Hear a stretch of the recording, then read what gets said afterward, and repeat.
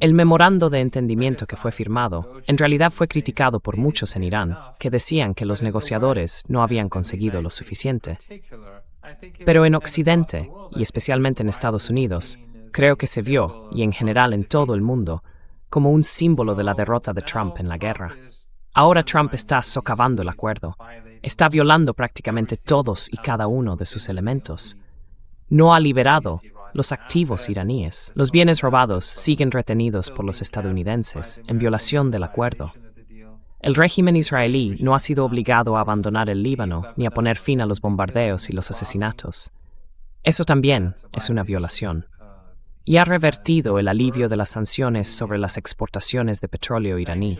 Otra violación más.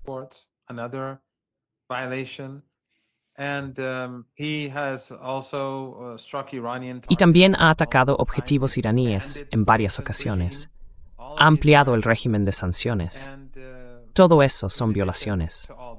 Y además de todo eso, ha creado un corredor en el estrecho de Hormuz que infringe el artículo 5 del acuerdo, porque se supone que los iraníes deben estar a cargo del corredor mientras el memorando de entendimiento esté vigente. Y luego está el pequeño detalle de amenazar constantemente a los líderes iraníes y al pueblo iraní con muerte y destrucción, lo cual también es una violación del acuerdo.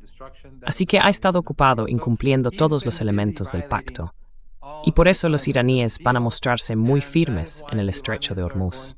Y no creo que Trump vaya a lograr el tipo de éxito que busca.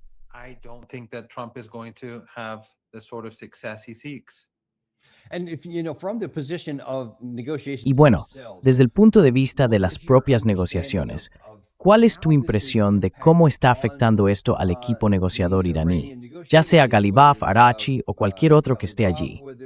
Cuando escuchan al presidente Trump hacer declaraciones como que tuvimos una reunión de 11 horas, y al menos según la prensa occidental de ayer o de este fin de semana, en realidad no hubo reuniones en Qatar. Creo que fue el viernes cuando el presidente Trump dijo, sí, vamos a tener una reunión el viernes.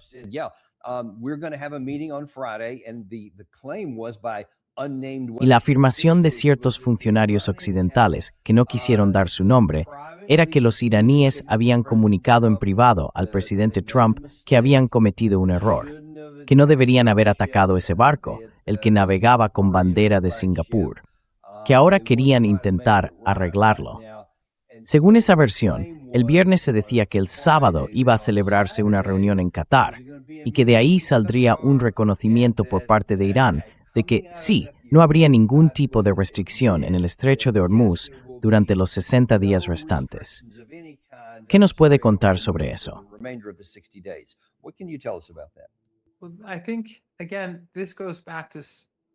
Bueno, creo que, una vez más, esto nos lleva a tantas cosas distintas que Trump ha dicho en los últimos meses y que al final resultaron ser simples invenciones. Y esta es solo otra más. Quiero decir, en Irán, al comienzo de la guerra, si recuerdas, también se difundía esa narrativa, que no estaba claro quién era el líder, quién mandaba, y todo ese tipo de tonterías. Y de nuevo, parece que él está promoviendo esa idea.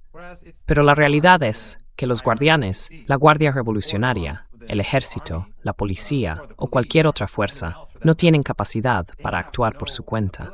No pueden simplemente ir y atacar barcos o golpear un objetivo fuera de las aguas territoriales iraníes o más allá de las fronteras de Irán, sin la autorización del Estado y sin la aprobación del Consejo Supremo de Seguridad Nacional. Y al final, ese Consejo Supremo de Seguridad Nacional tiene que obtener el visto bueno del líder.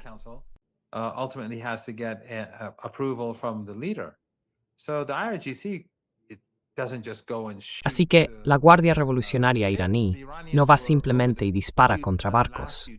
Los iraníes llevaban, en los últimos días, bueno, más que unos pocos días, advirtiendo a los barcos que no pasaran por el corredor estadounidense. Estaban advirtiendo también a los estadounidenses que no hicieran eso. Creo que antes de esto ya habían atacado barcos con drones, no drones pesados, sino como advertencia para evitar que esto ocurriera. Así que al final, al atacar este barco y luego otros, creo que estaba claramente en línea con las políticas que ya venían aplicando. Los iraníes saben que los estadounidenses han estado violando todos esos distintos elementos del memorando de entendimiento, como ya señalé. Y lo que los estadounidenses también querían era socavar la autoridad de Irán sobre el estrecho de Hormuz, para quitarle a Irán su capacidad de presión.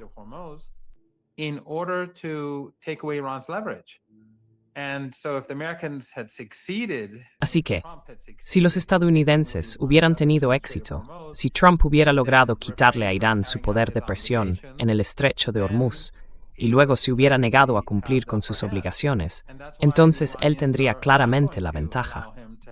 Y por eso los iraníes no van a permitir que controle el estrecho de Hormuz. Están más que dispuestos a volver a la guerra, a una guerra total, para asegurarse de que no tenga el control del estrecho. Lo que ha ocurrido en los últimos días está en línea con la política iraní, y está claro por qué lo han hecho. Saben que Trump intenta debilitar a Irán, que ha socavado el memorando de entendimiento, y los negociadores iraníes son conscientes de que no hay otra opción que garantizar que el corredor siga firmemente en manos iraníes.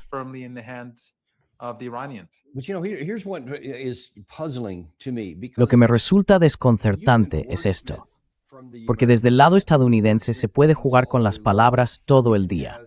Se puede decir que el mando central afirma que el estrecho de Hormuz está abierto, y que el tráfico fluye, que el presidente Trump va a hacerse cargo del estrecho, y así sucesivamente. Que fuisteis vosotros quienes violasteis el memorando de entendimiento, no nosotros, que nosotros no lo violamos en el párrafo 5, y todo eso. Se puede decir todo eso, pero cuando además se afirma que los iraníes participaron en una negociación de 11 horas, que al parecer nunca existió, y que supuestamente aceptaron un acuerdo 10 veces, pero en realidad nunca lo hicieron. Entonces, ¿dónde deja eso al equipo negociador iraní?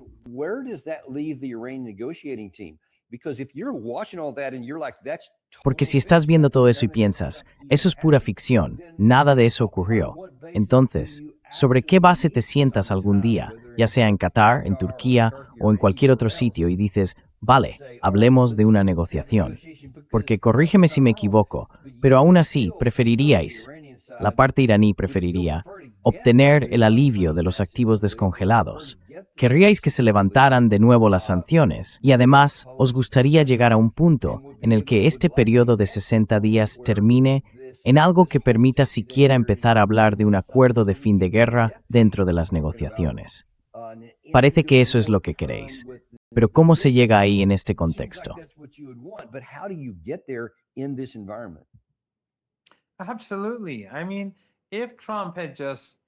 Por supuesto.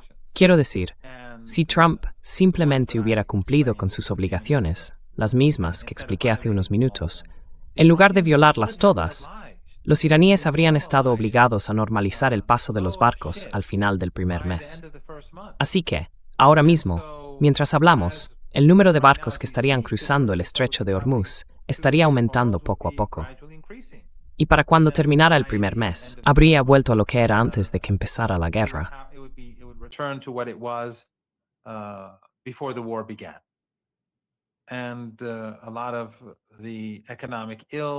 Y muchos de los males económicos que el mundo está a punto de sufrir por culpa de estas carencias, y no se trata solo del crudo, como tú sabes mejor que yo, afectan a todos los productos petroquímicos, al helio, a los fertilizantes y a todo lo que falta en el mercado del petróleo. La escasez se está acumulando. Así que básicamente se ha disparado en el pie. Y creo que hay dos razones para ello. Una, probablemente personal, su ego, su soberbia, su arrogancia. Y la segunda, muy probablemente, estoy bastante seguro, es el régimen israelí, el lobby sionista, las mismas fuerzas que llevaron a Joe Kennedy a dimitir y las mismas que te mantuvieron fuera del poder. Pero bueno, esa ya es otra historia, supongo.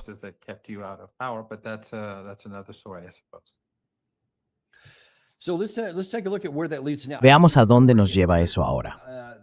Bueno, antes de llegar a ese punto, volvamos a tu equipo de negociación.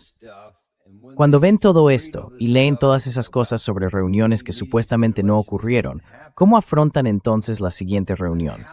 ¿Irán a la próxima reunión si alguien la solicita? ¿Una reunión real?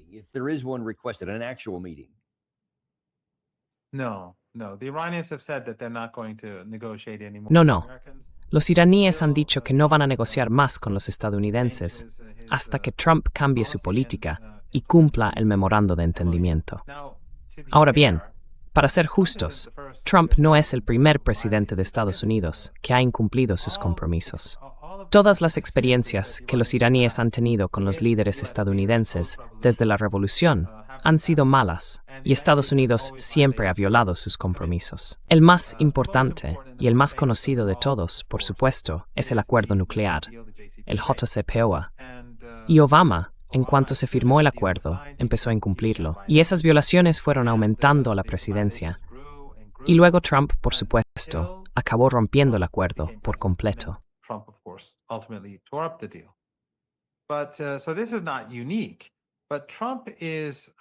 Así que esto no es algo único, pero Trump, creo que él lleva esto un paso más allá, en el sentido de que simplemente no se le puede confiar en absoluto.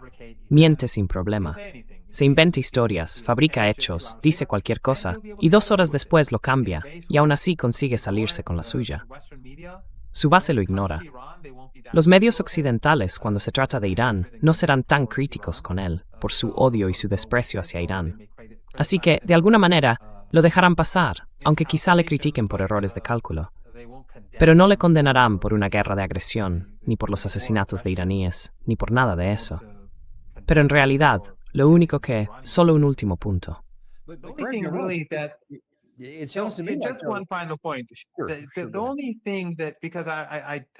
Lo único que, porque debería haber respondido a tu pregunta antes, lo único que importa para los iraníes, por lo que preguntabas antes, son los resultados.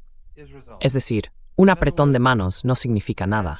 Las promesas no significan nada cuando vienen de los estadounidenses. Lo único que buscan los iraníes son resultados concretos.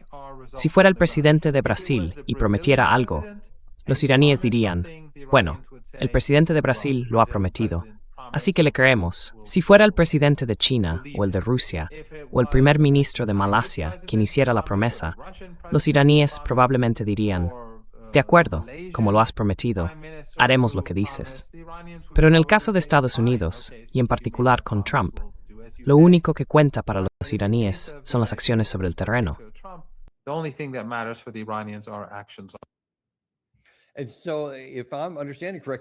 Entonces, si lo estoy entendiendo bien, este es un punto bastante importante el que estás planteando aquí.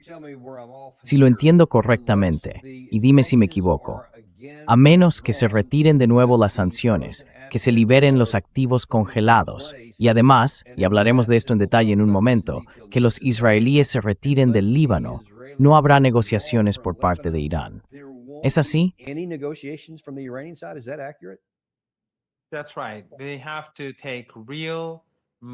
Exacto. Tienen que dar pasos reales para que todo eso se cumpla, no solo promesas o gestos vacíos. Tienen que ver que los hechos sobre el terreno cambian. Y como Estados Unidos, bajo Trump, está incumpliendo todos sus compromisos, salvo uno, la única razón por la que no están restableciendo un bloqueo es por la posible crisis económica que eso provocaría. Porque los 4 meses de escasez de energía que ha afrontado el mundo no se han resuelto. Las carencias siguen ahí y nos ha llevado 4 meses llegar al punto en el que Trump decía que Estados Unidos estaba a solo 4 semanas de agotar sus reservas de energía. Así que, en teoría, deberíamos de estar a unas 4 semanas de eso.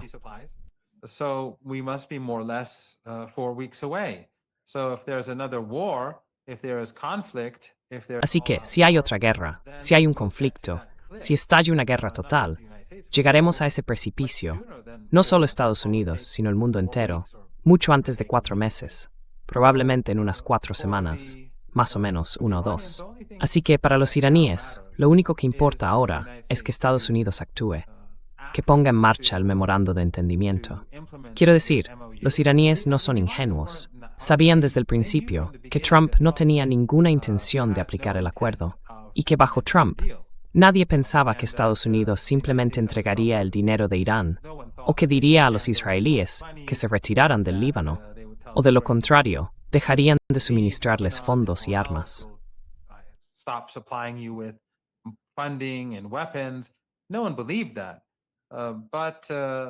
Nadie se creyó eso.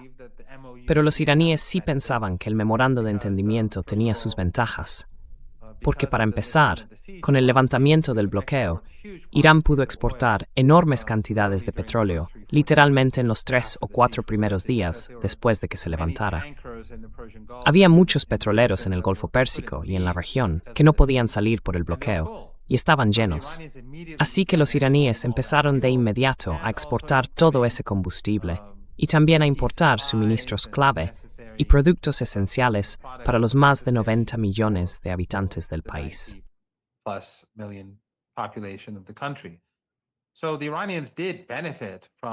Así que los iraníes sí se beneficiaron del memorando de entendimiento al poder hacer ese comercio y ganar dinero.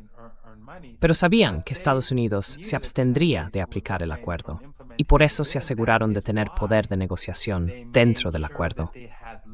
Los iraníes tienen dos tipos de poder de negociación en ese marco. Uno es, por supuesto, el programa nuclear. Dividieron el memorando, no es un acuerdo formal, sino un entendimiento, en dos partes. La segunda parte entra en juego si la primera da resultado y se cumple, después de que ambas partes cumplan sus obligaciones en un plazo de 60 días. Entonces, las dos partes llegan a un acuerdo sobre el programa nuclear y sobre las sanciones integrales. Así que uno de los elementos clave es el programa nuclear.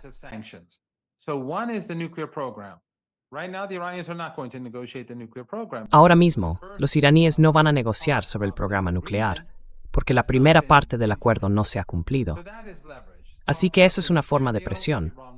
Trump quiere un acuerdo nuclear, pero Irán no se lo va a dar hasta que él haga todas esas cosas de las que se ha estado absteniendo. Pero el segundo elemento es, en mi opinión, mucho más importante, y es el estrecho de Hormuz. Si Estados Unidos no cumple con su parte del trato, los iraníes dicen, bueno, entonces nosotros tampoco tenemos que cumplir con la nuestra, y limitarán el número de barcos que pasan por el estrecho como respuesta a las políticas de Trump. Y por eso, Trump ha estado intentando debilitar la autoridad de Irán en esa zona.